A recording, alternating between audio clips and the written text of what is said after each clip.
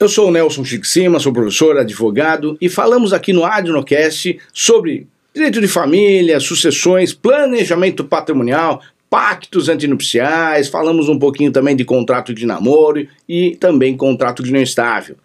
Assista aqui no Adnocast, no canal e também no Instagram.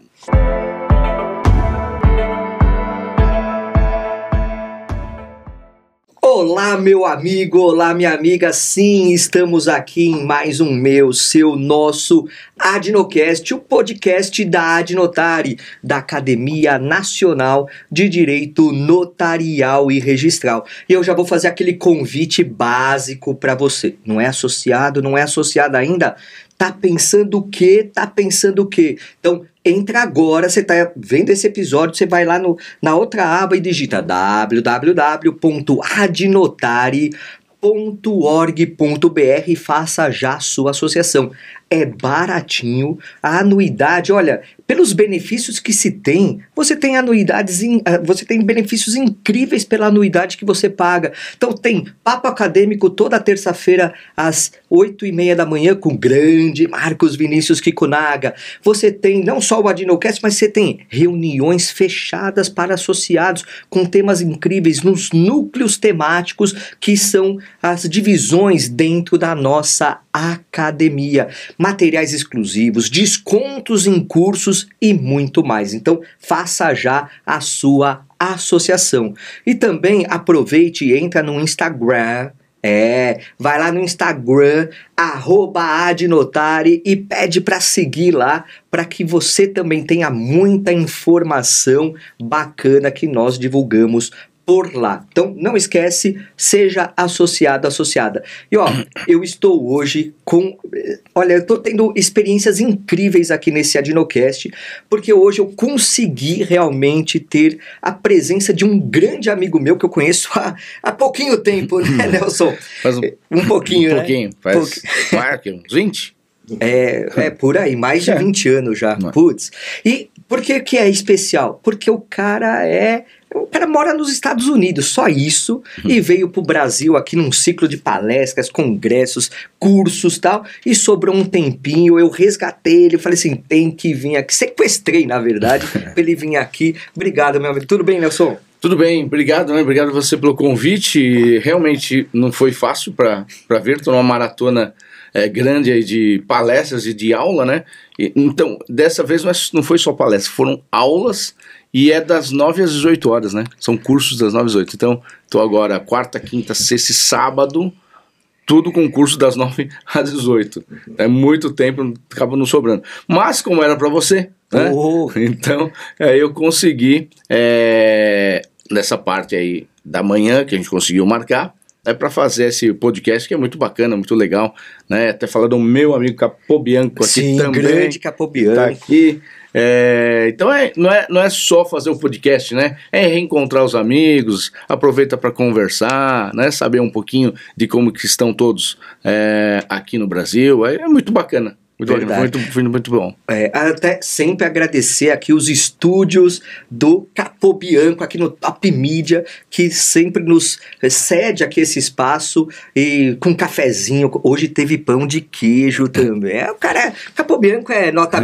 Aliás, a gente vai ter estúdio avançado, teremos aí novidades aí. Ó, você que tá vendo aqui, você já vai ter ideia do que a gente vai fazer, vai ter episódios do Adnocast em loco no congresso que a Adnotari está fazendo sobre uso capião. Sim, dia 5 de novembro, incrível esse momento aqui. Bom, mas olha só, meu amigo, eu peguei teu currículo, ele é gigantesco. Né? Também, você tá na estrada aí há quanto tempo?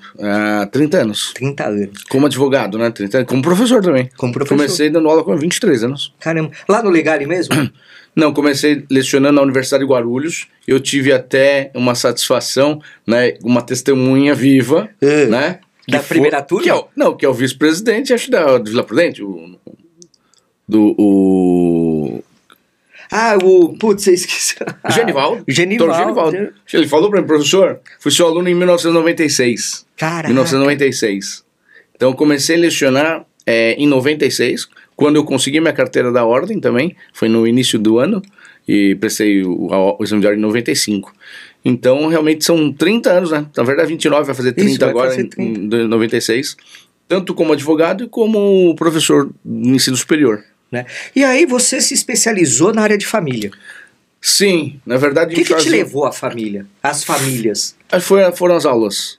Porque quando eu fui contratado pela Universidade de Guarulhos, naquela época tinha acho que 12 mil alunos na época, era muito grande. Forte, e eu lembro que as salas de aula tinha 180 alunos dentro delas. De porque eram poucas universidades que tinham, poucas, né? Então poucas. isso bombava, né? E a aula que eu assumi foi família, direito de família.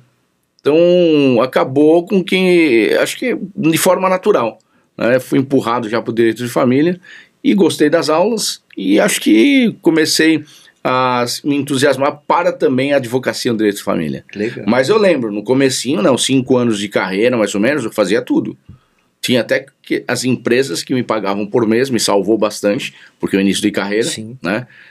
Tive um professor que depois ficou meu sócio, mas eu trabalhei para ele desde o estágio, 5 anos como estagiário, que foi um professor lá da Universidade de Guarulhos, que é o Anderson Rocco, também, né, hoje já está aposentado há muito tempo, mas ele que me levou para a universidade.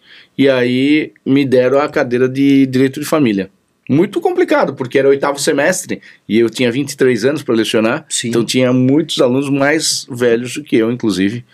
E antigamente as pessoas ficavam... Hoje ainda tem, né? Mas é o que eles olham no chat GPT, né? E fica tentando ver se o professor sabe ou não, né? Verdade. Hoje tá mais difícil isso, né? Antigamente eram os livros de doutrina que eles ficavam olhando e ficavam perguntando pro professor. Verdade. E assim, todo começo de carreira tem essa dificuldade de achar o nicho, né? Efetivamente, né? E hoje eu falo o seguinte, que os nichos não são os tradicionais. É muito advogado.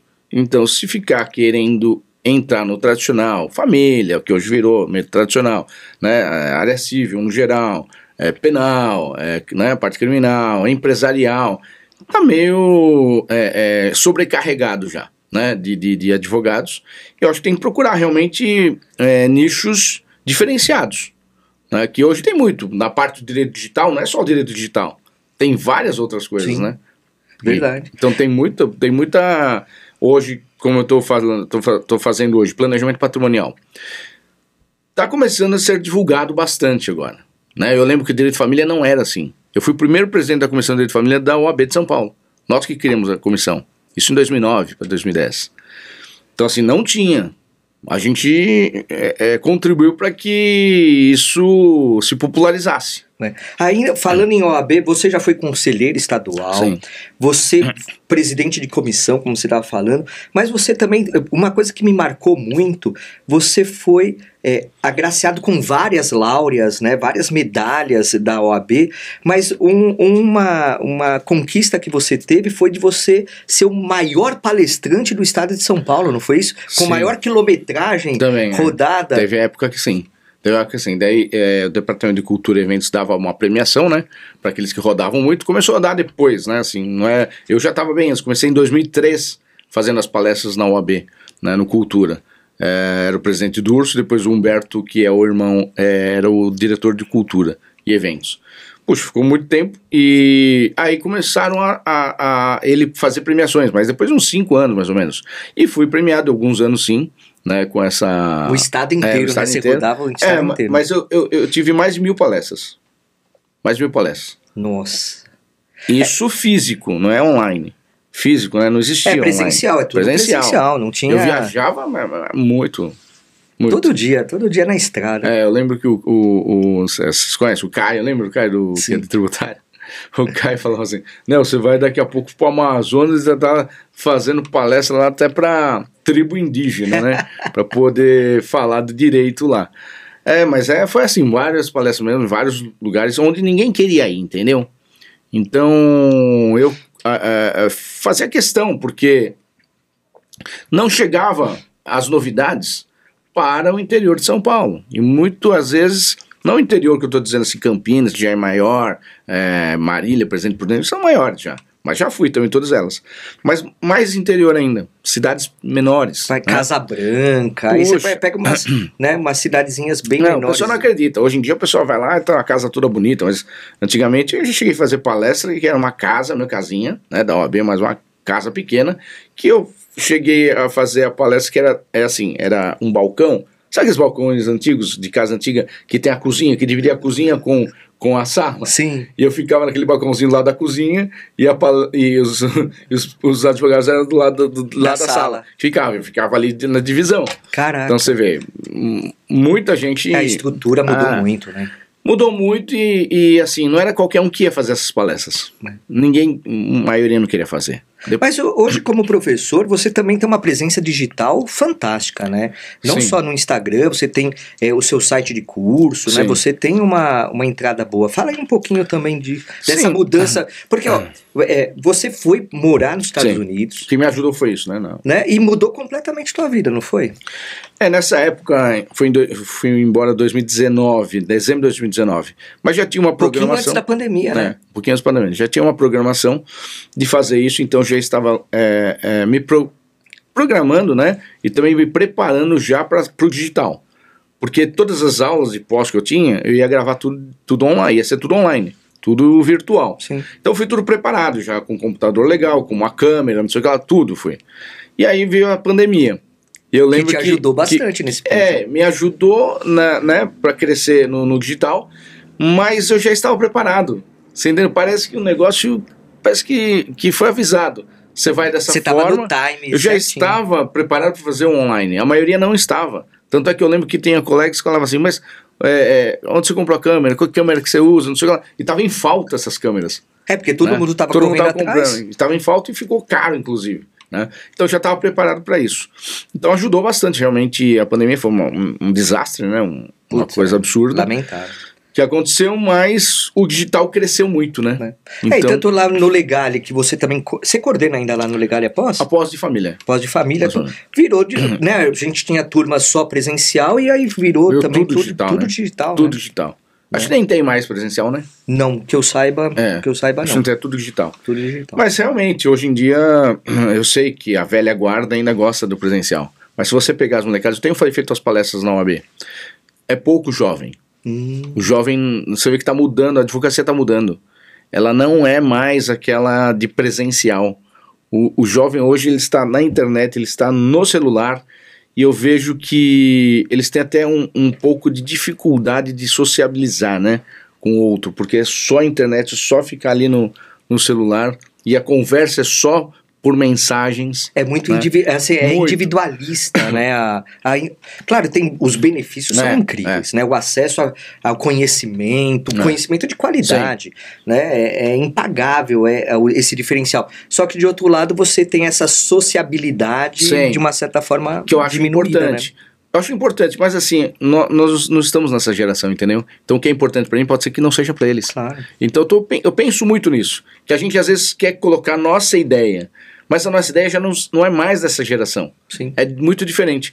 Mas me ajudou muito por causa das mídias sociais, então eu fiquei muito ativo nas mídias sociais, me ajudou porque eu tô fora há 6 anos, mas ainda o pessoal me conhece. Sim. Não só a velha guarda, mas eu fui numa palestra que até o presidente falou assim, nossa, tem um pessoal de fora, né? Fiquei até feliz, porque lá costuma ir 20 pessoas, e tinha umas 50 pessoas. Legal.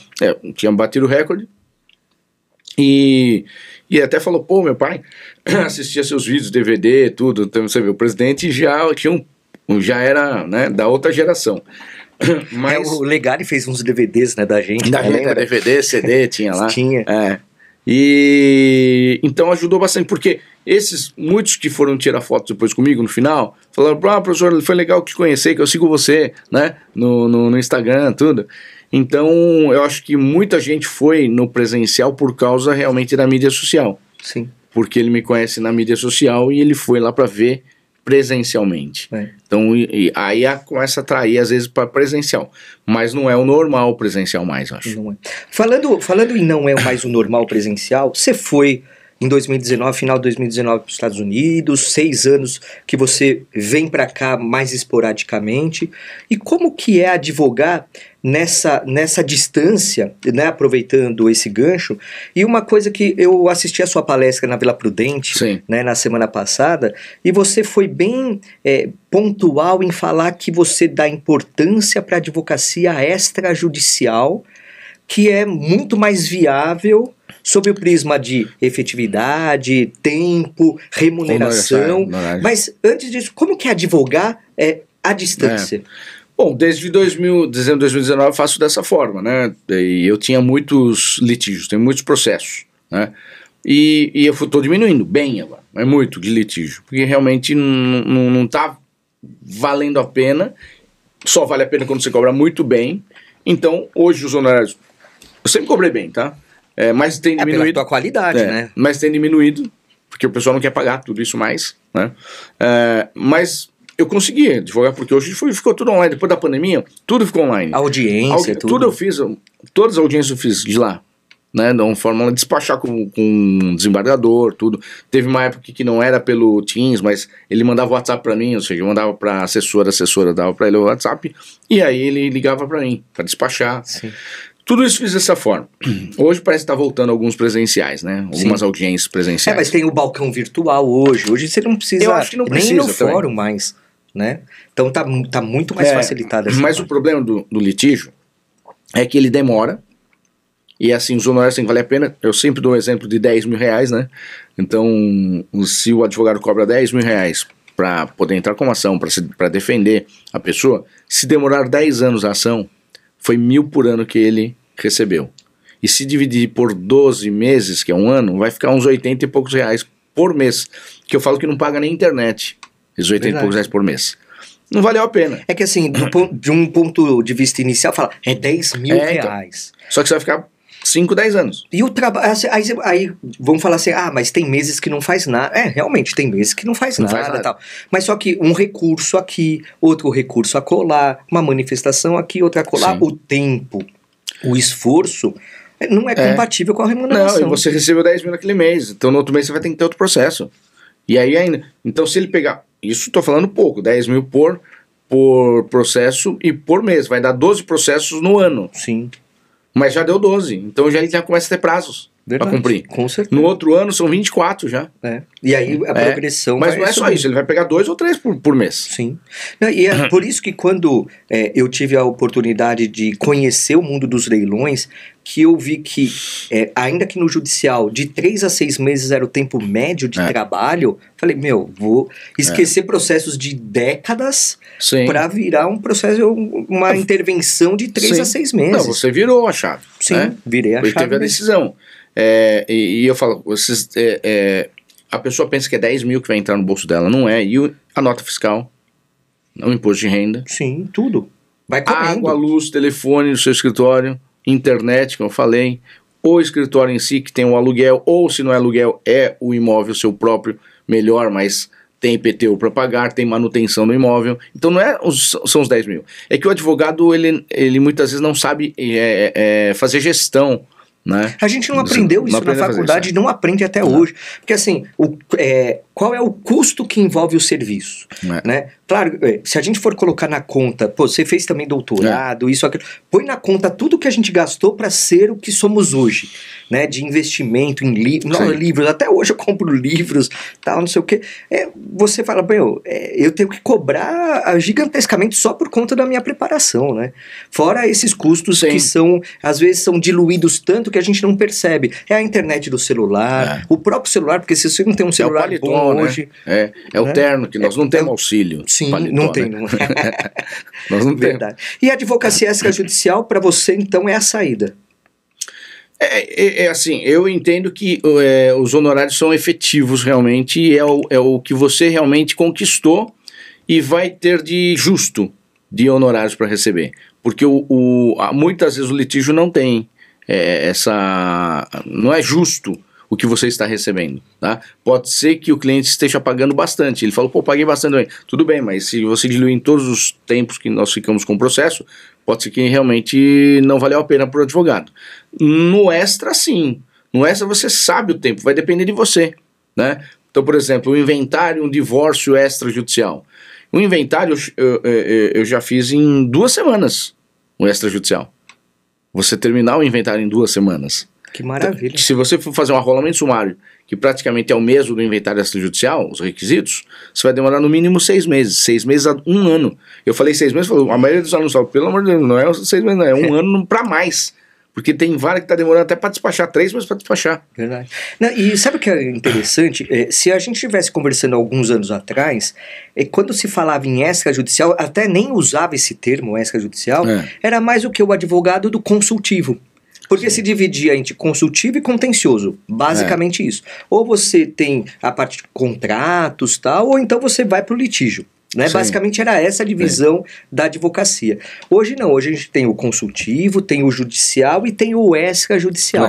Né? E o extrajudicial é interessante porque ele tem vazão, como você estava falando, inventário, divórcio e tal, fora os planejamentos. Fora os planejamentos. Mas assim, tem muita incidência dos meios extrajudiciais com tabelionato de notas, registro de imóveis. Então isso dá muita vazão para que se tenha grande segurança com um ato que você até poderia levar para o judiciário. Por exemplo, o inventário, né? O que definiria o inventário? Hoje em dia, até com menores pode fazer, não é inventário? Pela resolução 571 do CNJ, foi 2024, ele permitiu agora fazer inventário com menor, né?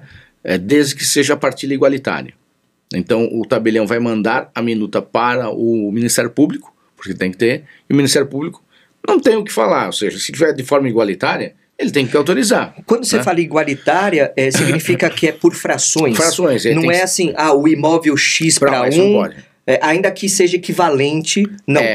Não, porque nunca se sabe se é equivalente mesmo ou não. Porque pode atribuir a um imóvel 1 milhão e outro 2, só que... Aí teria que ter perícia, tudo, para saber, para ter certeza se realmente está sendo preservado o direito. Não então vai virar aquele condomínio geral, né, no patrimônio da sucessão. Mas interessante, você está falando isso de menor, com pessoas menores e também maior incapaz. Também pode maior incapaz. Só que uma situação que eu me deparei foi que existe uma resolução do Ministério Público de São Paulo, acho que é a resolução 2051 da agora, de março de 2025, que se for um maior incapaz, pode ver o cartório, se tiver o cartório nem vai fazer mais, ele vai falar, vai para a justiça primeiro para poder pedir autorização. Porque o Ministério Público, eu acho redundância, tá? Mas o Ministério Público colocou essa resolução falando o seguinte, que se for um maior incapaz, ou seja, tem curatela, tem que requerer a autorização do juiz para o representante, que é o curador do curatelado, entrar lá na escritura pública do inventário. Representá-lo lá. É interessante isso, porque assim, o menor a incapaz... Mas eu acho redundante, porque assim, se já existe uma curatela, o curador já está pré-autorizado a praticar os atos representando o curatelado. Sim. Já está judicial já. Ele recebe, ele já recebeu, a nomeação até porque de curador, teve que ter o reconhecimento da incapacidade, né? Aí os limites dessa incapacidade, se é total ou relativa, né? E aí realmente ele já tem a chancela. Só que a resolução do MP manda, e até nem o cartório quer fazer mais, porque ele fala assim, o Ministério está mandando, não tem o que fazer, nem dá para mandar para eles. Tem que pedir autorização judicial para entrar no inventário. Olha só, eu entendo redundante. Porque para receber, não é para vender. E se no momento da instituição da curatela, não sei, aí é uma questão que pode ser interessante, já inserir nos poderes do curador a representação em inventário? Sim, a partir de agora... Será que poderia já fazer isso no início? Não, eu acho que hoje você pode até tentar de forma preventiva e já deixar assim. Por que, excelência? Por causa dessa resolução. Mas eu acho que o certo é tentar derrubar a resolução, porque não tem nada a ver, porque é para receber o patrimônio. Se é para receber e está de forma igualitária, que prejuízo o menor vai ter? Então, e aí olha só, uma resolução do MP, aqui de São Paulo, pode contrariar uma resolução do CNJ que... Não dá. Tudo bem que são órgãos separados, independentes e tal, né? Mas Não, o negócio que veio para facilitar está dificultando, né? Que o certo, na verdade, é facilitar. Sim. E já está assegurado. Uma que é para receber, ele está recebendo a herança. E não vai ser igualitária também, né? Igualitária, Pro maior incapaz sim, também é igualitária. Você não então, quer pode. dizer, não há prejuízo nenhum. Se fosse para vender, por exemplo, não tem dinheiro para pagar as custas, tem que fazer uma... Aí realmente, aí para preservar, pode ser que tem que pedir autorização para o juiz da curatela. Sim. Que está vendendo um patrimônio que a expectativa de direito é dele. Sim. Até porque é complicado isso, porque é o que você falou. Receber patrimônio, é claro que quando você fala em receber patrimônio, a princípio se tem aquela ideia que é só para o bem, né? Mas você pode receber um barco de patrimônio que o custo é elevadíssimo de administração. Sim. Até esses exemplos que a gente acaba dando na faculdade, né? Muitas vezes, né? Tudo. Não, já vi pessoa que recebeu... Ela não queria receber, por quê? Aquele presente de grego, né? Porque é imóvel, mas estava devendo IPTU, uma fortuna. Sim, ou condomínio. A pessoa nunca pagou. Também tem essa, né? Pô, e assim, então, aí você, dentro desse inventário aí, hoje está muito mais facilitado... Porque o Código de Processo Civil de 2015 que começou a trazer facilidades para essa... Sim, para essa interpretação, né? Para essa interpretação, né? No inventário extrajudicial. Mas também, claro, a alteração do Código Civil, normas também do CNJ, das próprias corregedorias estaduais. Sim. Também, né? São Paulo foi um dos mais avançados, não foi? Foi em da questão do testamento, né? Que o inventário extrajudicial não comporta testamento, tanto é que está no Código de Processo Civil, que teria que ser judicial, mas depois eles fizeram uma interpretação, né? Já teve duas, né? Na verdade, uma não aceitaram, a própria corregedoria, e a segunda, depois do CPC 2015, aceitaram, porque fizeram uma outra interpretação. E aí, desde 2016, o provimento 37 daqui, né, de São Paulo, ele entende que pode fazer inventário extrajudicial mesmo com testamento, desde que entre com uma ação de registro de cumprimento de testamento. Depois de homologado, leva para fazer a abertura do inventário extrajudicial. A resolução 571 do CNJ autorizou agora para o Brasil todo, foi em 2024. Então o Brasil todo pode fazer dessa forma. Mas então significa que não era todo o território nacional. Mas de qualquer jeito tem que fazer o registro, o cumprimento lá. No judicial, que também é rápido. Quando é testamento público, que a maioria dos testamentos são públicos. São públicos. Porque a gente não tem cultura de fazer testamento, né? Não tem. O pessoal pensa que está agorando, que vai morrer, né? E é uma forma de planejamento sucessório, de uma certa forma, não é? É uma forma de planejamento sucessório, mas não é uma forma para evitar inventário, né?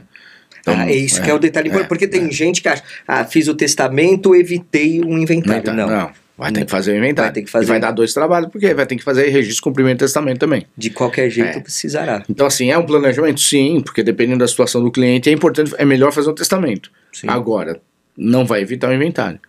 E eu falo, dá mais confusão. Pode ver, os inventários famosos, né, que tem testamento, todos ficaram emperrados no testamento. Porque tem impugnação, aquele que não recebe fica com bronca, por que não recebeu? Então ele deve estar legal, então vamos impugnar para ver se realmente foi válido ou não. A maioria dos famosos são tudo assim. Porque envolve um patrimônio gigantesco, né? E aí ninguém quer ser preterido na hora, porque assim, há uma naturalidade, bom, eu sou herdeiro necessário ou concorrente e tal, e aí fala, bom, eu vou receber a minha partezinha, porque é matemática, né? Quando você fala em sucessão, você tem uma matemática aplicada aí, né? Sim. É objetivo, né? Tem então, esse dado objetivo. Mas há uma forma de planejar isso. Pode ser com inventário e sem inventário também, né? Sem inventário tem outras formas, abrir empresas, né? Uma holding, um offshore, são empresas. Sim. Que daí você faz a sucessão dentro da empresa. E tem a doação, né? Que acho que a mais antiga forma de planejamento sucessório é fazer por doação, não é? Ou não? É uma das formas, mas não é a ideal. Depende de cada cliente. Eu falo, o planejamento sucessório, ele é muito personalizado. Vai depender da dor do cliente. A dor que ele tiver, por isso que tem que saber toda a forma de planejamento. Não é só holding, não é só offshore. Você tem que saber toda a forma de planejamento, desde o planejamento patrimonial familiar, para você poder dar opções para o cliente, você analisar melhor e falar qual que é melhor para ele. Então tem que saber fazer contrato inestável, contrato namoro, né? Fazer pacto extranupcial, testamento, doações com cláusulas específicas. Então a doação é uma forma? Sim, mas não é dica que você vai passar para o cliente, ou uma sugestão que você vai passar para o cliente, se ele tem 10 imóveis, por exemplo. Vou doar os 10 imóveis para o X. Mas você ficou sem nada. Você já doou. Ah, vou gravar com cláusula usufruto. Tudo bem, mas você já doou. E se um dia precisar vender? Sim. Vai precisar do filho para realmente, que é aquele que tem agora propriedade. E até eu tive uma história que um amigo meu me contou. Ele é contador e aí o pai dele não, mas uma pessoa que ele fazia lá o imposto de renda e tal, doou para a filha com reserva de usufruto. Tal. E aí ele ficou muito doente. E aí ele falou para a filha e falou assim, ó, filha, vamos vender esse imóvel para custear isso, ele precisava fazer um tratamento, isso, aquilo. A filha falou, não vou vender. Quer dizer, realmente acaba engessando em vida um patrimônio, né? Sim. É complicado. E você faz, às vezes, patrimônio e você compra imóvel que imobiliza. Imóvel, o problema é imobilizar, né? E ele não é fácil de vender. Não é. Principalmente agora. Não tem liquidez. Né? Principalmente agora, nessa situação que nós estamos no Brasil. Quando o juros está alto, sim, que ninguém tem condições de pagar os juros de financiamento, né? E outra, quem tem grana para comprar, ele está no banco, ele não vai comprar um imóvel para alugar. O imóvel dá 0,3, 0,5 e o investimento é 1% no mínimo. No mínimo é porque a Selic sem fazer 15, nada. Sem fazer nada. Então, assim, tá muito ruim o mercado, por isso que... Até agora, recentemente, Nelson, o governo implementou algumas medidas para desafogar crédito. Então, beneficiou, sim, em vez de financiar só 70%, está financiando 80% agora, né? Teve umas desonerações para as instituições financeiras para que elas tenham um fomento maior para deixar o dinheiro à disposição de financiamento. Até os juros baixou, então, né? Baixou um pouco. Para financiamento. Então, tem realmente alguns agregados aí. E aí é uma questão política, né, que envolve. Mas eu vou aproveitar e vou chamar um quadro especial aqui, porque você falou em sucessão, eu acho que cabe muito bem falar do causos do mundo notarial e registral. Nesse momento, eu pego a expertise, o conhecimento, as histórias do nosso convidado, aqui do Nelson Susumu Shikishima, que faz com que a gente tenha um aprendizado diante de uma situação concreta que foi vivenciada. E ele me confidenciou aqui uma questão de pacto antinupcial com cláusula de não concorrência. E olha só, como a gente estava falando de questão sucessória, eu acho que cabe bem aqui, né? Porque concorrência na sucessão, mas pode ter um pacto antinupcial que faça com que não haja essa concorrência. Como que funciona isso, meu amigo? Bom, deixa eu explicar a questão da concorrência, né, para quem está ouvindo agora. O artigo 1829, inciso 1 do Código Civil, né, isso foi uma novidade em 2002, foi aquela que se você, por exemplo, casar na separação, depende do regime de bens, mas se casar na separação total de bens, cada um fica com o seu, se divorciar, cada um fica com o seu, mas se morrer, o outro concorre com os descendentes ou com o ascendente. E isso quase ninguém percebe, muita né? gente não sabe, né? Só a lógica, advogado, né? E é o advogado normalmente que faz sucessão, direito de família, que acaba sabendo. Que muitos também não fazem nem sabia também. Então concorre. Então você pensa que você casou na separação total e está super protegido que o outro não vai ter direito. Vai se você morrer, tá? Agora, a mesma coisa da parte contrária. Então, eu normalmente tenho colocado, desde 2010, isso com a decisão da ministra Nancy, que falava que não concorria, apesar que hoje ele é voto vencido, concorre sim, está no 1829, precisa... hoje o STJ tem lá um julgado na segunda sessão dizendo que tem que cumprir o que está no 1829, inciso 1. Mas ela não falou na situação de contrato, de pacto. Então as partes no pacto antinupcial por escritura pública, eles não é que renuncia, mas o caso que eu vou contar depois, estava escrito renúncia, inclusive. Né? Porque não existe renúncia de pessoa viva. Sim. Então as partes... É o pacto Corvino lá, né? O 426 que fala não existe herança de pessoa viva. Sim. Né? Que é nulo, realmente. Mas eu entendo que esta concorrência, ela não é uma sucessão pura. E por que não é uma sucessão pura? Porque depende do regime de bens. Sucessão independe do regime de bens. Sim. Né? Por exemplo, não tem descendente, vai tudo pro cônjuge. Independentemente do regime de bens. Sim. Agora, a concorrência depende. Se você tem direito à meação, o cônjuge sobrevive tem direito à meação, ele não concorre. Se ele não tem meação, ele vai concorrer. Até porque a meação é de direito de família. Né? Então é isso que muitas vezes a pessoa confunde. Você tem a situação patrimonial do direito de família e a situação patrimonial do direito das sucessões, né? Então, é diferente. A ordem de vocação, ela determina uma situação de concorrência, mas depende do regime de bens. Então, se depende do regime de bens, entendo que não é uma sucessão pura, é uma proteção àquele que não teria direito à ameação. Sim. Aquele que não tem direito à ameação vai concorrer. Então, é uma proteção. Então, eu entendo que você pode renunciar, você pode abrir mão desta proteção, porque é um direito disponível. E tá? sabe o que é interessante, Nelson? Muitas vezes o advogado, a advogada que trabalha no extrajudicial, vai pegar um modelão de escritura de pacto antinupcial e não vai perceber esse detalhe porque ele não vai estar no modelão. Não. Né? E muitas vezes não se preocupa com essa situação, porque a advocacia ela tem que sempre pensar no vai que, né? Porque o casamento ele nasce para terminar. Ou pelo divórcio, ou pela morte. Mas ele vai terminar, então precisa ter esse leque de opções. Agora a pessoa pode falar, não quero, eu quero que concorra. Sim. Beleza, não tem problema nenhum, né? Sim, daí não coloca nada. Não coloca nada. Se não colocar nada, vai concorrer. Se colocar, você pode discutir judicialmente. Eu sempre fiz isso desde 2010, nunca tive problema de fazer, porque eu acho que eu tive uma sorte de conhecer um tabelião que a gente sempre dava palestra juntos em 2007, que foi a época do inventário de divórcio extrajudicial, né? E ele confiava na minha criação, né, de teses que achava que realmente era coerente, fazia sentido tudo que eu falava. Então ele sempre fez, mas a maioria dos cartórios não faziam essa questão de concorrência. Falando, isso não pode, isso daí é nulo, não sei o que lá. Bom, se você pegar de 5 anos para cá, um monte de cartório já faz, já estava entendendo que realmente poderia. Tanto é verdade que existe hoje um julgado que é da Corregedoria-Geral de Justiça de São Paulo, dizendo que é possível sim, que é o quadro que registra, né, da questão que é registrável. Uma comarca do interior, foi colocada essa cláusula para não concorrência, e o tabelião até lavrou. Só que na hora de registrar um registro de imóveis, o pacto antinupcial para fazer efeito erga omnes, tem que registrar um registro de imóveis. O registrador não quis fazer porque isso daí é nulo. Falou, isso aí não posso fazer, é que é nulo.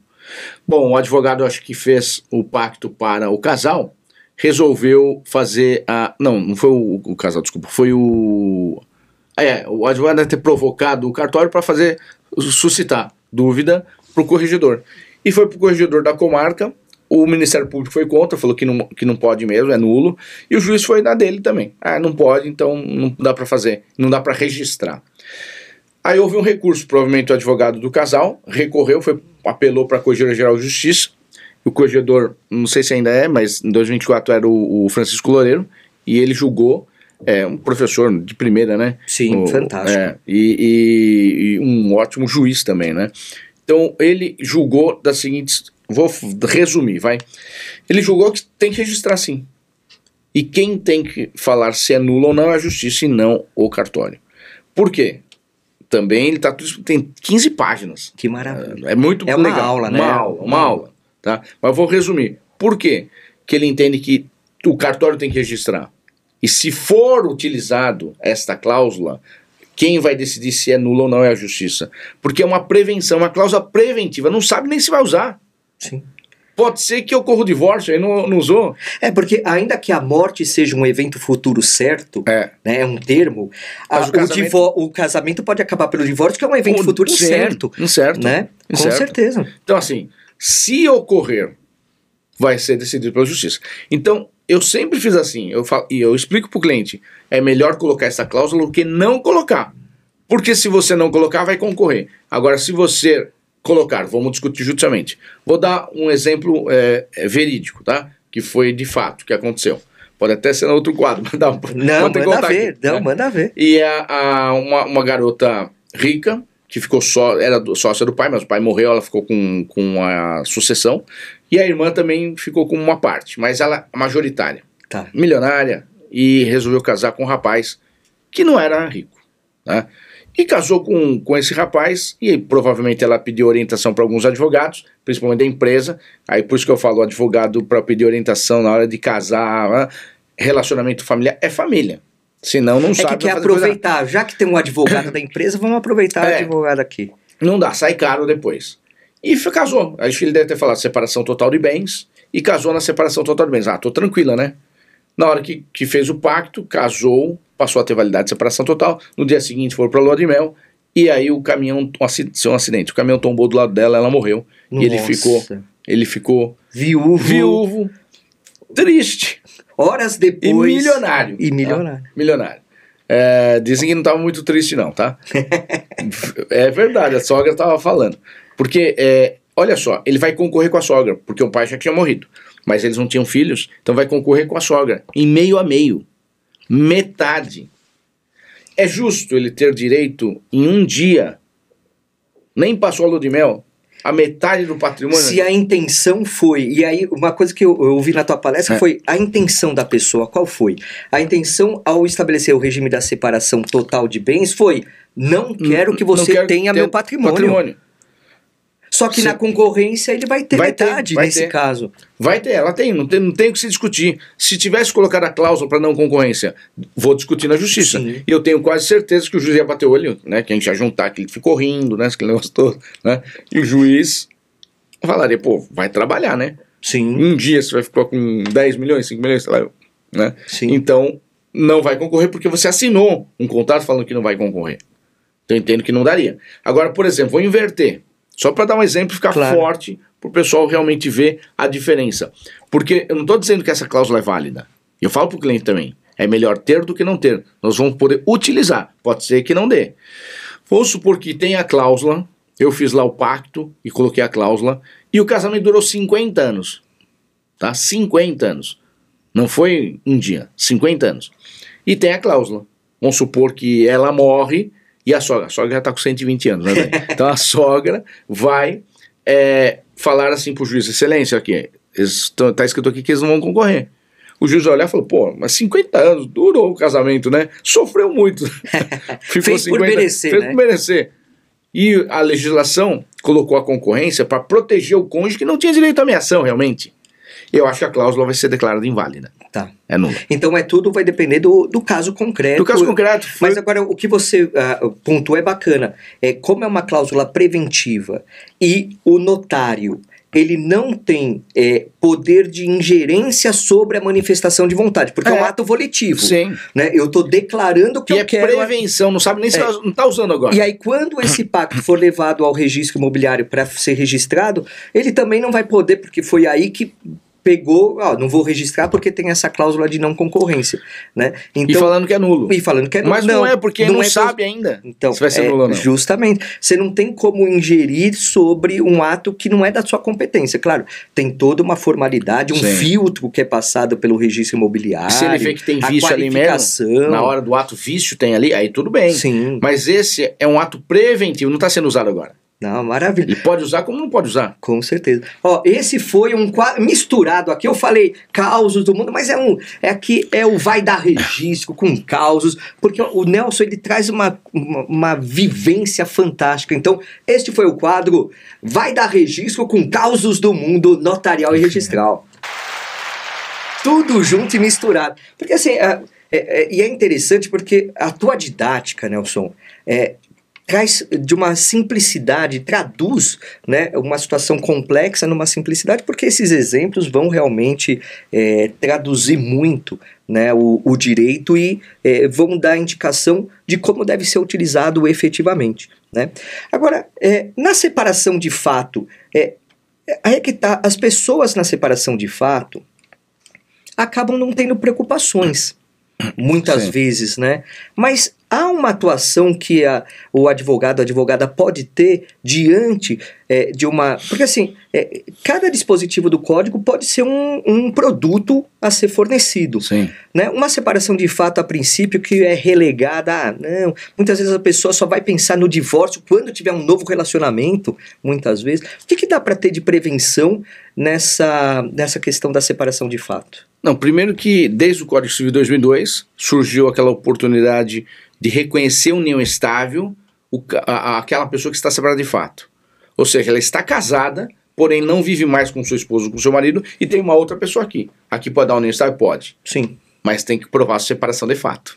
E fato você sabe como que é para provar, né? É complicado. Data, tudo isso. Sim. E se efetivamente realmente está separada de fato. Eu já tive casos que a pessoa não provou. Não é que não provou. Ela falava que voltava todo final de semana para casa. Né? Na hora que vai pedir para dividir o patrimônio, ele fala, não, eu voltava.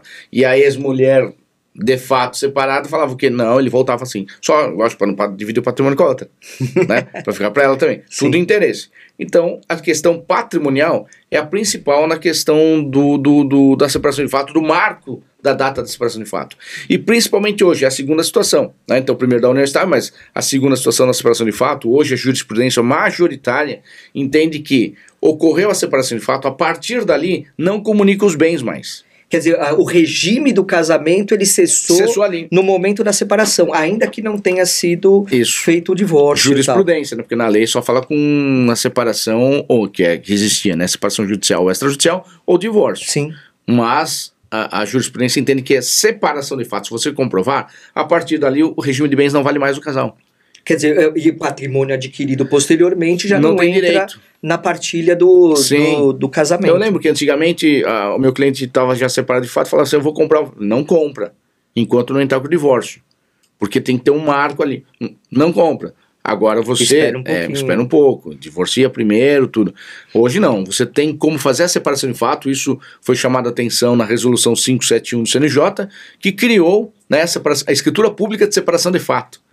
Então muita gente fala assim, mas para que eu vou fazer separação de fato, né? Pô, tem muita gente, um exemplo também real, né, que aconteceu, que eu falo que tem que fazer. O casal está separado de fato há mais de 10 anos. Não divorciou, mas por que não divorciou? De fato há mais de 10 anos, né? Portanto, cessou o regime de bens há 10 anos atrás. Por causa da religião. Porque tem religião que não permite o divórcio. Sim. Né? Aqueles tradicionalíssimos, né? Tem até a parte católica, que é muito tradicional, que não pode, né? Não recordo agora, Opus Dei, alguma coisa assim. Não é permitido o divórcio. Se ocorrer o divórcio, ele não é mais, não faz mais parte. Para a religião não tem nem efeito o divórcio civil, feito, né? Tem que fazer um procedimento, né? No caso da católica, acho que é no Vaticano, tem todo um... É um direito canônico, né? É um direito canônico. Que tem advogado que se especializa em direito canônico hoje. Então, são poucos, hein? Sim, com certeza. É muito raro, né? Muito raro. Mas tem que fazer a anulação, que não existe divórcio no direito canônico. Ele não é divórcio, é anulação. Tem que anular o casamento para ele poder casar de novo na Igreja Católica, né? Então, essa escritura de separação de fato, ela tem só esse conteúdo de marcar o início de um desvínculo com o antigo cônjuge ou companheiro, é isso? A questão é patrimonial. E outra, não tem concorrência também. Então, se você está separado de fato há mais de 2 anos, não tem sucessão, né? Não entra mais, Porque antes não era aquela questão dos 2 anos, porque quando tinha aquele requisito da conversão da separação em divórcio, eram 2 anos, tinha essa questão, né? Se é separado de fato há mais de 2 anos, não teria essa concorrência, não é? Também. Naquele pensamento antes do Código Civil de 2002, né? Não, tem ainda, que o 2002 tem ainda, o da sucessão, que não tem sucessão. Pra sucessão tem. Pra sucessão tem ainda, 2 anos.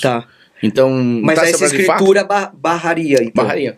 Então, o certo é fazer a escritura pública de separação de fato, e até nesse caso aí de 10 anos, retroagir, falar que está separado de fato desde aquela data. É possível isso? É possível. Porque é meramente declaratório, né? Declaratório. E aí tá todos os bens adquiridos na constância de cada um. Isso é importante. Por exemplo, um morre, e aí? Sim.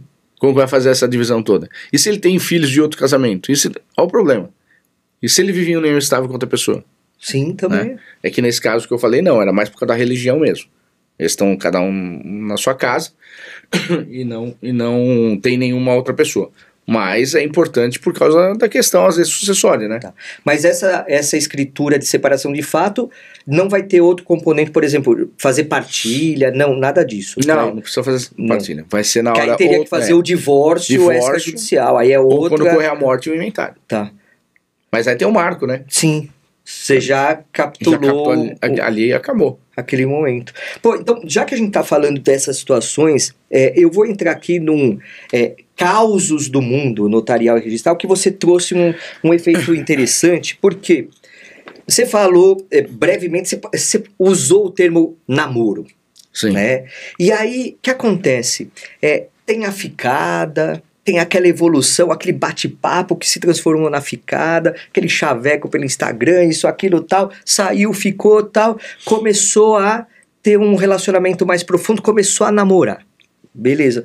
Até aí o namoro não tem reflexos jurídicos, principalmente no âmbito patrimonial. Sim, a regra né? é que não. Você eventualmente, claro que os namorados podem comprar bens em conjunto, mas aí é um condomínio geral, né? Porque não tá... a sociedade de fato. A sociedade de fato, tal, não tem uma questão familiar aí. Só que muitas vezes há uma dificuldade do momento exato em que esse namoro se transformou numa união estável, né? E as discussões só vão vir depois, né? Porque ninguém vai discutir enquanto tá lá no bem bom, no amor, sim. né? É só depois, não, mas a gente vivia uma união estável. Não, mas pra mim era namoro, não sei o quê. Sempre pra um é namoro e pro outro é união estável. E geralmente é o interesse que move, né? Pra mim é namoro porque eu não quero ter prejuízo. Pra você é união estável porque você quer ter benefício. Né? Geralmente é isso. Agora, você tava falando de uma possibilidade de uma cláusula inserida no contrato de namoro, porque teve alguns anos atrás, bombou contrato de namoro, bombou. Acho que foi um jogador que ia com a namorada dele pra fora, né, do país. Isso. E acabou fazendo e saindo no Fantástico, todo mundo ficou bombando essa questão do namoro. Mas eu também, desde 2010 eu faço os contratos. Meteram o pau no meu contrato, falaram que isso aí não vale, não sei o que lá. Eu falei, mas por que não vale? Porque isso é fraude. Eu falei, mas fraude? Se é fraude... O contrato é válido. A fraude que, na verdade, anulou. Ou seja, o fato de ser fraude que anulou, não é o contrato que não vale. Né? Então, assim, se você vive em união estável e faz um contrato de namoro, é fraude. Sim. Porque depois, lá na frente, aquela pessoa que está sendo prejudicada, ela vai comprovar que era união estável e não era namoro. Aí é fraude. Eu já logo pergunto pro cliente, é namoro ou é união estável? Você está morando com ela ou não está? Já para saber se ele não quer fraudar, porque o cliente normalmente às vezes não fala pra gente. Sim, né? Então a gente precisa apertar ele para ele falar as coisas. Então, e a outra pessoa está sendo de alguma forma pressionada a assinar esse contrato. Então. Né? Que aí você tem até um vício de consentimento. Então, né? aí sim anula, né? Aí vai anular. Sim. Então, quando é realmente de fato namoro, eu até pergunto, você trata como ela?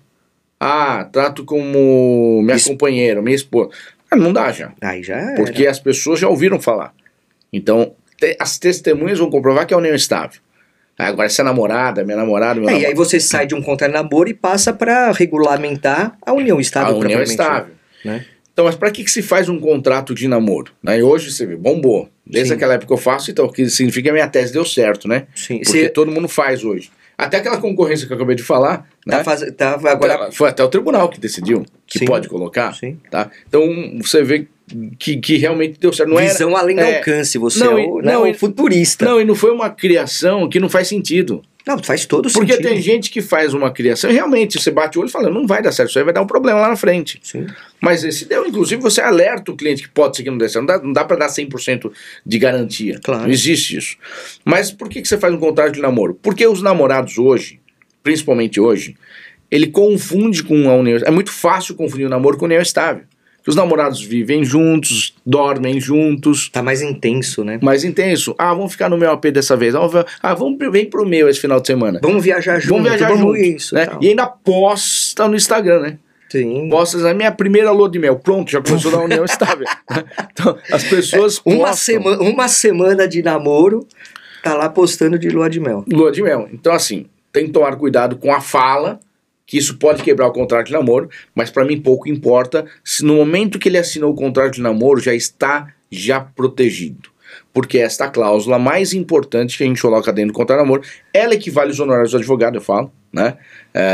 Claro, tem gente que vai ouvir aqui e vai falar, vou fazer então isso. Pode fazer, mas é melhor procurar um advogado. Claro. Né? Porque isso não é só colocar cláusula ali e tudo bem. É saber como, né? Como fazer, tudo isso. Mas a mais interessante, como eu digo, o namoro pode virar uma união estável. Fácil. Aliás, até o início das partes lá, dos envolvidos, dos namorados, eles querem evoluir no relacionamento. Ou para uma união estável, para um casamento, mas é natural essa evolução. Natural. E normalmente quem tem uma visão de ficar bem de vida já. Sim. Porque tem gente que fala, mas eu sou pobre agora, para que eu vou fazer isso? Mas às vezes tem que ter uma visão. Né? Vou contar uma história daqui a pouquinho que vai misturar com caos de novo, né? Não, mas pode mandar ver, manda ver já, não tem problema. Por que eu fiz esse contrato de namoro? Mas a cláusula principal, caso converta o namoro em união estável, fica desde já estipulado o regime da separação total de bens. Aí, conforme o artigo 1687 e 88 do Código Civil, está protegido. Porque não importa se virou ou não união estável. A pessoa fala assim, não, mas é união estável, eu quero metade. Não, desculpa. Se é união estável, está aqui escrito. Se é união estável, separação total de bens, conforme o artigo 1725. Né? Lá diz assim, a regra que o regime da comunhão parcial, vírgula, salvo o contrato escrito. E esse é o pulo do gato, né? É. Porque assim, pro pacto antinupcial, casamento, escritura pública. Agora, como a lei fala contrato escrito, né, forma escrita, Sim. não está exigindo a escritura pública. Então, União estável, por exemplo. A união estável, o regime de bens na união estável pode ser estabelecido por contrato particular. Separação total de bens você pode colocar. Tá? Então, se converter em união estável, separação total. Isso é importante porque, eu vou contar a história do real. Né? Eu tinha feito um divórcio dele, esse cara é visionário. Né? Ele casou na separação total de bens, não tinha nada, ele esposo não tinha nada. Ficou rico durante o casamento. Tinha visão, já sabia que ia ficar rico lá na frente. Ia conquistar. Tá. Divorciou, a mulher ficou sem nada. Ficou com tudo. Aí muita gente fala, pô, professor, sacanagem, né? Coitada dela. Eu falei, não, bem feito pra ela, porque ela traiu ele. Então por isso que divorciou. Já pensou você? Eu falo assim, ó, você casa na comunhão parcial de bens. Além de corno, você tem que dividir a metade do patrimônio? É complicado. É sacanagem mesmo, né? Mas, então, ele já tinha uma visão. Até que ele ia ser traído, acho. Né? Separação total de bens, foi traído. Eu lembro que na época a gente juntava... Começou o eletrônico, processo eletrônico. E todo mundo juntava em pendrive. Mas nós juntamos na nuvem. Foi uma das primeiras, assim. Que ele colocava uma escuta no carro da mulher. E a mulher, quando saía com o carro, já começava a falar com o amante. Nossa. Né? E começava a falar as coisas que ela ia fazer. Imagina. Bom. Né? E aí a gente colocou, né, essa escuta na nuvem e colocou para o juiz olhar, ou seja, ouvir. Né? Para ele ouvir, você tem que chamar atenção. Claro. Atenção, né? Cuidado. Conversas picantes. Conteúdo adulto. Bom, aí lógico ele vai clicar ali para escutar. Né? Tem mais clique do que olhar o processo. Mas... contando a história, ele acabou divórcio. 2 anos depois ele se relacionou com uma garota, mas assim, conheceu no dia e no mesmo dia estava dentro da casa dele. Nossa. Tirou ela do emprego, entendeu? O negócio todo. Ligou para mim, doutor, o senhor faz contrato de namoro, né? Falei, faço contrato de namoro. Por isso que é importante saber o que você faz. Sim. Né? Faço, tá fazendo. Mas eu falei, é namoro mesmo? Não, é namoro. Você mora com ela? Você já tá morando com ela? Eu falei, você já sabe que... Né? Tá ou não tá? Tô. Falei, quanto tempo? Quanto? Um ano. Nossa. Daí eu fiquei sabendo, que daí a gente vai perguntando, né? A pessoa vai dando a letra toda. 1 ano, ou seja, ele conheceu e já colocou ela dentro da casa. Aí ele falou, não, mas eu vou fazer um contrato de namoro, ela vai assinar. Eu falei, já tô te avisando. Isso é nulo. Eu vou te fazer, né? Ele quer que faça e tá pagando, mas isso não vai dar certo, tá? Já tô te falando que não vai dar certo. Depois vai querer que eu devolva o dinheiro, eu não vou devolver, porque eu já trabalhei aqui. Certo. Vai dar errado. O certo é eu reconhecer a união estável, tá? E colocar a separação total. Fiz pra ele. Não deu 2 dias... Ele ligou e falou, doutor, faz um contrato de reconhecimento de união estável e já também é dissolução. Ela não quis assinar. Não quis assinar. Ele demorou para passar o valor da indenização. Eu falei, quanto você ficou 1 ano? Você adquiriu alguma coisa durante esse 1 ano? Um automóvel de 150 mil. Bom, eu já sabia que ele já me enganou uma vez falando que tinha pouco patrimônio, mas tinha mais, né? Sim. Pouco não, que tinha patrimônio, mas não tinha tudo que eu sabia. Por causa dos honorários, né? Para cobrar. Sim. Então eu falei, agora ele vai ver, né? Então 150 mil, então você vai ter que dar uns 75. Mas eu já tinha certeza que não era 150. É muito mais. Claro.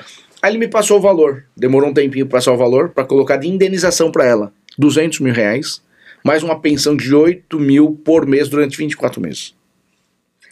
Pergunto, era 150 mil clientes? Claro. Imagina, que não. É mais de 1 milhão, né? Com certeza, muito mais. Mais do que ela sabe que é, porque ela já estaria feliz, com essa indenização. Mas o que eu quero explicar, se ele tivesse me contratado antes de namorar, antes de colocar ela para casa, você já teria feito contrato de união estável e separação total de bens. Converteu. Ah, é união estável. É união estável, mas é separação total, tá aqui. Acabou. Não iria pagar essa indenização.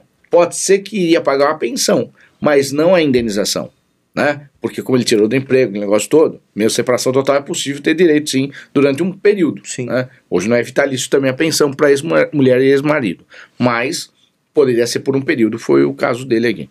Então ele iria economizar bastante. Então todas as pessoas conseguem economizar, mas eu falo que essa cláusula é temporária. Não é para ficar de eterno. Claro. Ah, tô 10 anos de união estável com essa cláusula. Pô, procura um advogado de novo para poder fazer agora um contrato de união estável e aí fazer prevenções na união estável, que agora é família. Porque o namoro não é uma família. Sim. Então tem que fazer cláusula preventiva de concorrência, de não concorrência, lembra? Então essas cláusulas eu posso colocar na união estável, não no namoro. Namoro de concorrência ou não concorrência, você vai falar, pô, então você já está falando que é a união estável, não é namoro. Né? Então tudo tem suas especificações e tem que contratar um advogado para fazer esses contratos. Não adianta querer fazer pelo Google. O caso é personalizado, ele tem que contar a história para mim, para a gente colocar de acordo com o que realmente ele quer. E não é só o advogado ou advogada, é o conhecimento que essa advogada, que esse advogado tem sobre a questão, porque não sei, como você falou, contratou, pediu opinião para o advogado da empresa. Pô, ele pode manjar, ela pode manjar muito de direito societário, empresarial, né, e as vertentes todas, mas de família, será que conhece profundamente? Porque aqui é família e sucessões que vão estar imbricados, né, vão estar muito unidos. Né? Então, esse foi o quadro Causos do Mundo Notarial e Registral. Histórias bacanas aqui. Meu amigo, fechando aqui, a gente falou, vamos falar um pouquinho do divórcio para a gente fechar essa questão. O divórcio também hoje é extrajudicial, também é tranquilo, né? Simples, só não pode ter filhos menores, né? No divórcio extrajudicial. Porém, hoje está na resolução 571 do CNJ, mas em São Paulo já desde 2012, provavelmente 40 já fazia dessa forma e permite fazer. Porque, por exemplo, o custo de um divórcio judicial compartilha e o extrajudicial compartilha é muito diferente. Por incrível que pareça, o judicial é muito mais caro que o extrajudicial. Esse é um detalhe interessante porque a maioria das pessoas tem a crença de que, ainda que demore mais, o judicial vai ser mais barato porque as custas são mais baratas. No extrajudicial acaba sendo mais caro, mas não é isso. Não, vou te dar um exemplo bem claro, que fica claro que é o de 5 milhões. Porque as custas judiciais, o teto é 5 milhões. Ou seja, acima de 5 milhões vai cobrar o teto que é 3 mil FESPs. 3 mil FESPs na justiça vai dar 100 e poucos mil, 110 mil, 120 mil de custas. Caramba. Quando a partilha for acima de 5. No extrajudicial, se for 5, não estou falando 10, 20, tá? Se for 5, mais ou menos, 30 mil reais. De custas, 30 e pouco.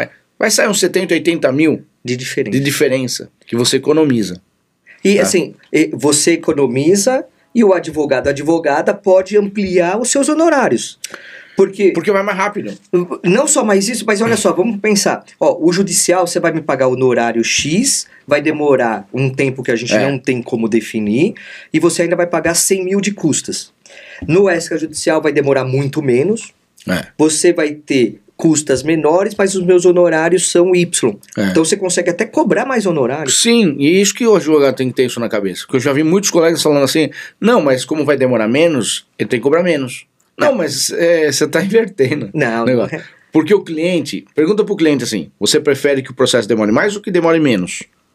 Ah, menos? Você pagaria mais para demorar menos? É lógico, ele fala, pagaria. Claro. Então, no extra, é assim, é que as pessoas não têm essa visualização. É efetividade. Né? E tem que mostrar para o cliente que ele está tendo vantagem realmente. E está tendo, porque é rápido. Né? Não vai ser igual na justiça, que pode demorar. Normalmente 30 dias, mas dependendo da vara, vai demorar para despachar. Às vezes vai demorar 3 meses para fazer um divórcio. Né? E no extrajudicial é mais fácil. Mas quando tem filho menor, a regra é que não pode. Porque tem que regulamentar a guarda, visita e pensão alimentícia. E não dá para fazer extra. Puxa, então tem que fazer judicial, vou pagar 100 e poucos mil? Não.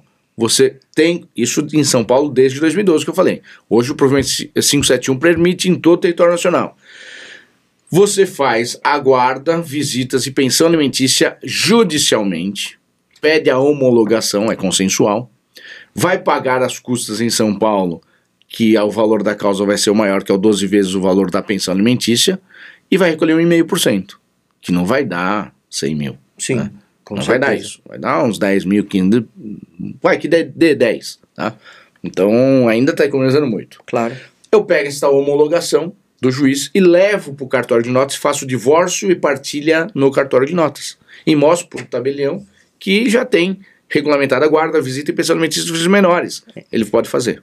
Ah, então a sequência é essa. Primeiro resolve a questão do menor. O menor, Regulamentação de Judicial. visitas, guarda e alimentos judicialmente, porque aí não tem escapatória. não tem. Porque aí vai ter participação do MP, vai ter todo o trâmite do judiciário. No judiciário, sim. Tá. Que é rápido, porque como é tudo consensual, você, né, entra, vai ter o parecer do MP e tal.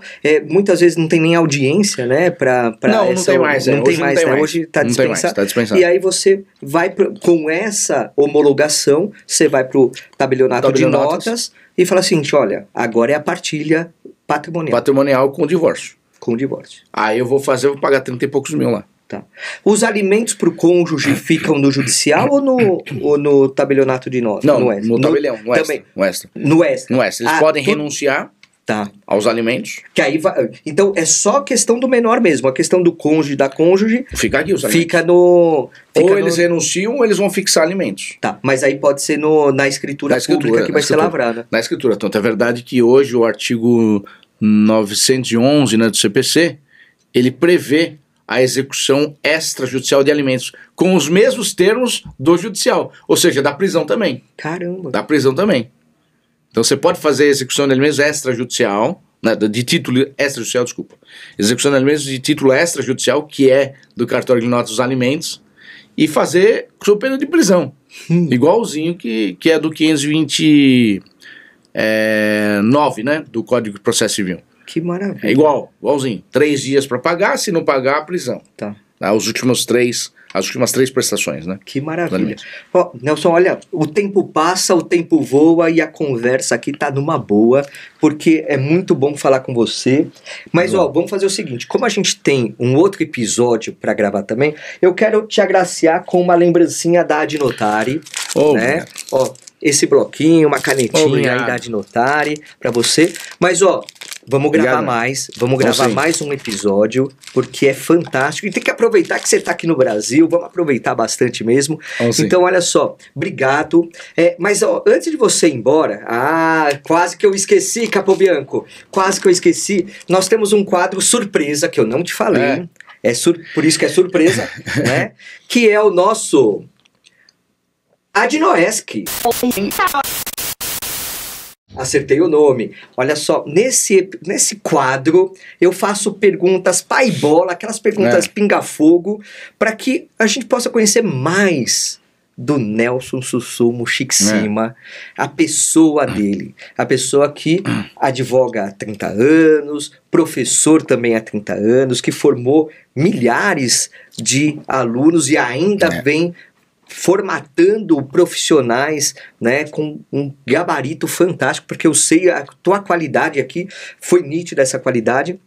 E aí eu queria perguntar para você o seguinte, Nelson, com esses 30 anos, tudo, o que você falaria pro Nelson, pro Nelsinho lá, Chixima, lá de 30 anos atrás, de 33, 34 anos atrás, que estava lá entrando na faculdade? O que você falaria para ele hoje, se você pudesse voltar lá atrás e dar um conselho para ele? Realmente, pra gente, né, que já tem uma experiência, acho que até, eu não lembro se foi o Flávio Augusto que mencionou, falando que ele daria todo o dinheiro que ele tem para voltar a ter 22, 23 anos. Porque com todas as experiências que ele tem, né, muito mais ele iria crescer com essa experiência com 22 anos, né. Então, assim, o que eu falaria, eu não voltaria atrás de nada, né? Porque a vida é legal por causa disso, né? Que também se você tivesse toda a experiência de hoje e com 22 anos, eu não sei se seria legal. Porque acho que você tem que passar pelo processo, né? Mas eu falaria pro Nelson de lá de 22 anos para acreditar mais em Deus, para seguir Jesus, que realmente faz a diferença. que eu fui acordar depois. Hoje eu vejo que é muito tempo, eu trabalhava muito, né, você sabe, muito, de manhã, tarde e noite, e eu acho que essa situação fez eu não esquecer um pouco. E às vezes a gente só lembra quando precisa, e não é necessário isso, só lembrar de Deus quando precisa. Você precisa sempre agradecer, e sempre estar com Ele, porque a vida que eu tive eu só tenho a agradecer. Então eu acho que falaria para ele se assegurar mais em Deus, e ter mais fé. Maravilha. Que acho que minha vida seria diferente. Que bom. Você deu para perceber que você está emocionado. E com isso, eu também quero te perguntar o seguinte. Quem é Nelson Sussu Mushixima em uma frase? Hoje, uma pessoa simples, com muita dedicação do que eu faço, né? E dou muito valor para a família hoje. Então, eu diria hoje, em uma frase, né? Deus, família e trabalho. Que maravilha. Seria isso. Nelson, obrigado. Obrigado. Vamos gravar mais um episódio. E o objetivo realmente é te conhecer, não só o aspecto profissional, que a gente sabe que você é maravilhoso, mas também como pessoa que você é uma pessoa incrível também. Obrigado por estar aqui, obrigado pela oportunidade de a gente ter essa conversa. Obrigado a você. Maravilha. É isso aí, meu amigo, é isso aí, minha amiga. Que fantástica conversa que a gente teve aqui agora. Então eu aproveito para fazer aquele convite para você. Não é associado ainda, não é associada? Para tudo, entra em www.adnotare.org.br e faça já a sua associação. A anuidade é baratinha e os benefícios são incríveis. Sim, você tem acesso a conteúdo exclusivo, reuniões dos núcleos temáticos, materiais exclusivos na sua área, né, dentro do site da Adnotare, desconto em cursos incríveis, você vai ter oportunidades de um conhecimento na área do notarial e registral que vai aprofundar, aprimorar a sua advocacia. Isso, é claro, vai traduzir para você, em honorários. Então, vem para a Adnotare e você também vem www.adnotare.org.br. E aproveite para nos seguir lá no Instagram da Adnotare, @Adnotare, para que você também fique ligadão em todas as notícias, todos os cursos, palestras, seminários. Toda terça-feira, às 8h30 da manhã, tem Papo Acadêmico com o grande Marcos Vinícius Kikunaga. É isso aí, meu amigo, é isso aí, minha amiga. Bora lá, bora que dá. Abraço!